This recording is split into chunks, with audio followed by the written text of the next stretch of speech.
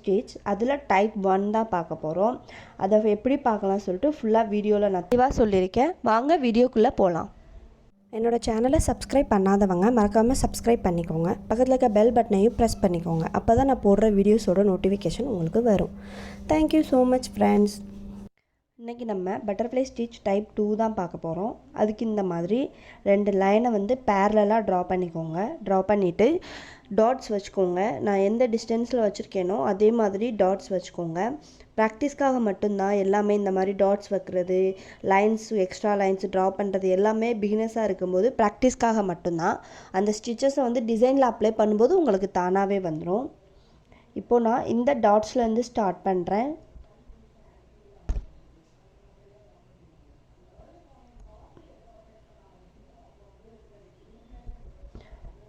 Not விழுக வச்சுட்டு பேக்கில் ஒரு குட்டி லாக் ஸ்டிச் போட்டுக்கிறேன்.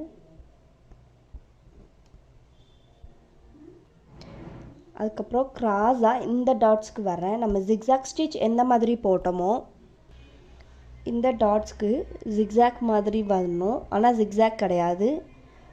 வந்து ஒரு குட்டி லாக் ஸ்டிச் போட்டுட்டு மறுபடியும் மேலே போகணும். மேலே போய் சேம் டிஸ்டன்ஸ் தான், பக்கத்துலேயே ஒரு ஸ்டிச் போட்டுட்டு அதுக்கு ஒரு குட்டி லாக் ஸ்டிச், மறுபடியும் கீழே வரணும். கீழே வரும்போது இந்த பக்கம் போடக்கூடாது, இந்த பக்கம் போடணும்.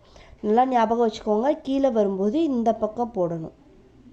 ஒரு ஸ்டிச் போட்டுட்டு ஒரு லாக் ஸ்டிச், மறுபடியும் மேலே போகும்போது இந்த பக்கம் உள் பக்கம், நம்ம ட்ராயிங் பண்ணதுக்கு உள் பக்கமாக போகணும். ஒரு ஸ்டிச் போட்டுட்டு ஒரு லாக் ஸ்டிச், மறுபடியும் கீழே வரும்போது நம்ம ட்ராயிங் ஸ்டார்ட் பண்ண பாயிண்ட் இருக்குது பார்த்தீங்களா, அங்கே போகணும். ஒரு ஸ்டிச் போட்டுட்டு ஒரு லாக் ஸ்டிச். இதுக்கு சிம்பிள் மெத்தட் உங்களுக்கு ஞாபகம் வச்சுக்கிற மாதிரி நான் பென்சில் ட்ராயிங்கில் ஒரு டைம் சொல்லித்தரேன்.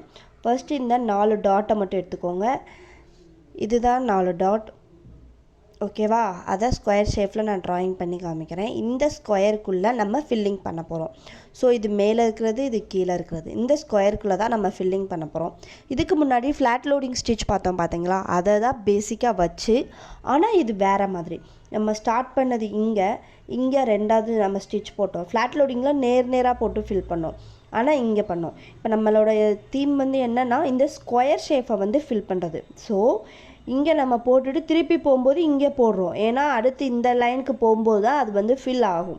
நெக்ஸ்ட்டு கீழே வரும்போது நம்ம இப்படியே போட்டோம்னா அது ஸ்கொயர் ஷேப் ஃபில்லிங் ஆகாது. ஸோ இங்கே ஆல்ரெடி நம்ம இந்த பாயிண்ட்டை விட்டுருக்கோம் பார்த்தீங்களா, ஃபர்ஸ்ட் பாயிண்ட், அந்த இதை நோக்கி போகணும். ஓகேவா? கீழே வரும்போது இப்படி நோக்கி இந்த விட்ட பாயிண்ட் இருக்குது பார்த்தீங்களா, இந்த ஃபர்ஸ்ட் பாயிண்ட்டை நம்ம விட்டுட்டோம். அந்த விட்ட பாயிண்ட்டை நம்ம பேஸ் பண்ணி இப்படி போகணும்.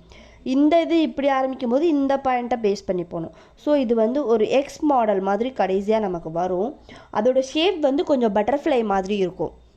இப்போ பாருங்களேன், நான் சொன்ன மாதிரியே தான் மேலே அந்த விட்ட பாயிண்ட்டை நோக்கி போகணும். அந்த மாதிரி வச்சுக்கோங்க. நார்மல் ஸ்டிச் போட்டு ஒரு லாக் ஸ்டிச் தான்.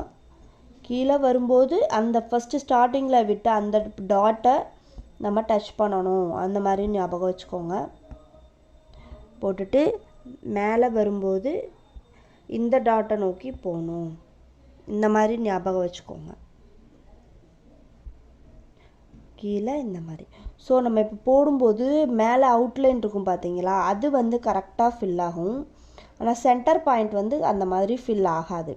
எதுக்காகனா நம்ம இப்படி ஆப்போசிட்டாக கிராஸாக போடும்போது அது த்ரெட் மேலே போய் உட்காந்துருக்கும். அந்த இடத்துல வந்து ஒரு நாட் வந்து ஃபில் ஆகாது. இந்த டாட்டுக்கு வந்துட்டோம். நெக்ஸ்ட் இந்த டாட்டுக்கும் வந்துட்டோம். பாருங்கள், இப்போ இந்த டாட்டை ஃபில் பண்ணியாச்சு. இப்போ இது எப்படி இருக்குன்னு பாருங்களேன். மேலே இந்த லைன் இதுவும் ஃபுல்லாக ஃபில் ஆகிடுச்சு, இதுவும் ஃபில் ஆகிடுச்சு. ஆனால் இந்த சென்டர் பாயிண்ட் வந்து ஃபில் ஆகாது. ஏன்னா நம்ம இப்படி கிராஸாக போடுறதுனால இங்கே ஒரு த்ரெட்டுக்கு மேலே விழுந்து இங்கே நார்மலாகவே ஒரு முடிச்சு மாதிரி ஃபார்மல் ஆகிடும்.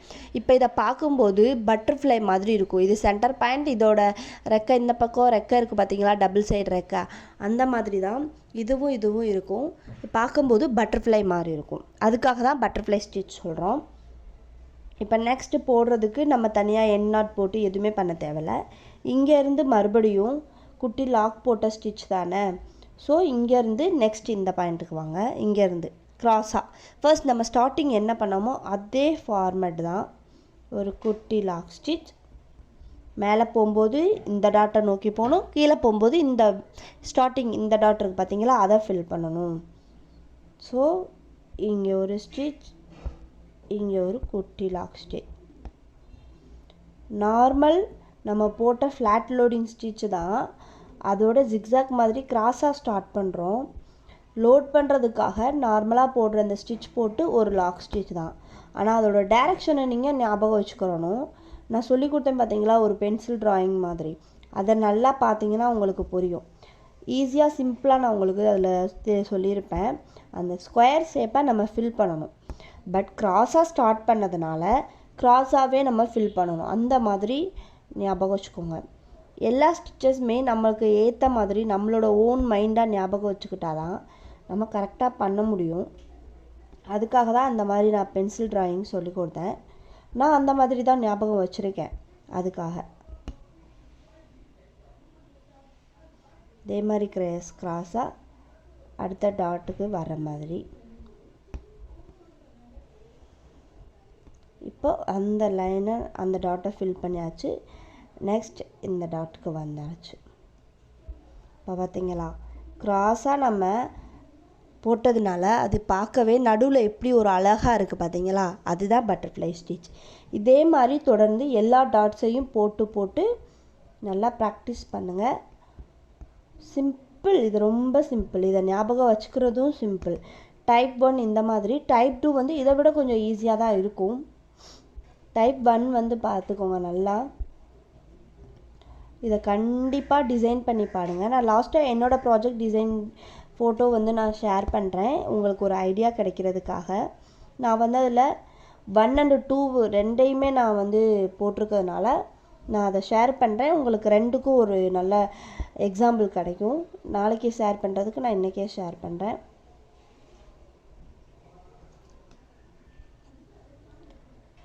நல்லா டிசைன் பண்ணி பாருங்கள், அப்போ தான் உங்களுக்கு புரியும். இந்த ஸ்டிச் வந்து புரிஞ்சுக்கிறது மட்டும்தான் ரொம்ப இம்பார்ட்டன்ட். புரிஞ்சு நம்ம ஸ்டிச் பண்ணோம்னா ரொம்பவே ஈஸி தான் இது.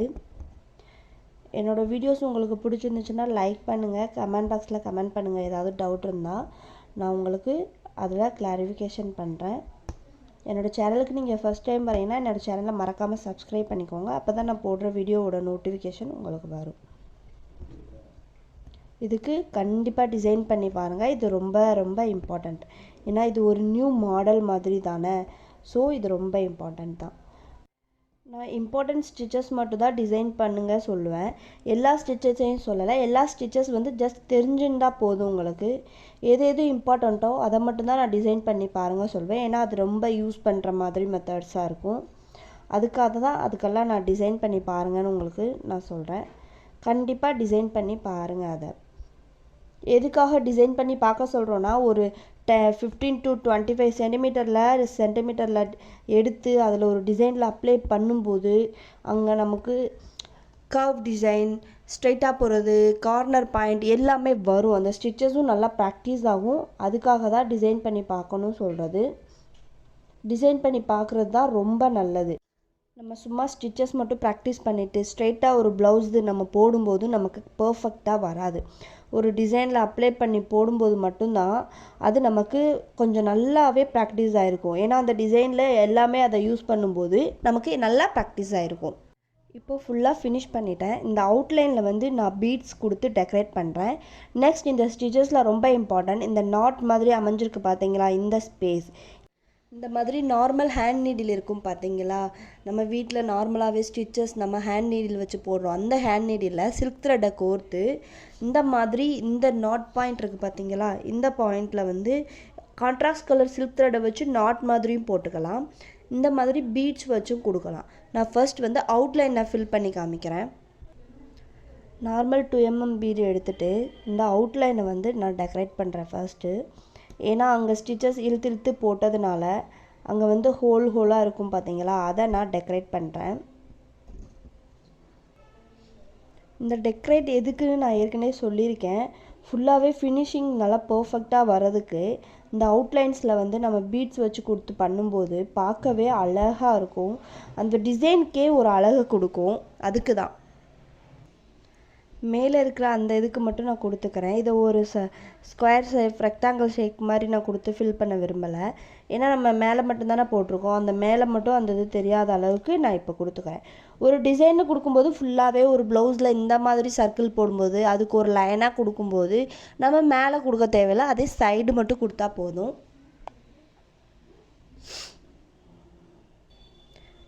கீழே இருக்கிற இந்த சைடும் பீட்ஸ் எல்லாம் ஸ்டிச் பண்ணி முடிச்சுட்டேன். இப்போ பார்க்கும்போது எவ்வளோ அழகாக இருக்குது பாருங்கள். அந்த ஹோலெல்லாம் தெரியாமல் அந்த பார்டர் டெக்கரேட் பண்ணதுக்கப்புறம் எவ்வளோ அழகாக இருக்குது. இப்போ இந்த சென்டர்லையும் நான் ஒரு பீட்ஸ் கொடுத்து ஸ்டிச் பண்ணிக்கிறேன். ஒரு பீடை மட்டும் வச்சு அந்த இடத்துல இப்படி ஸ்டிச் பண்ணிக்கிறேன்.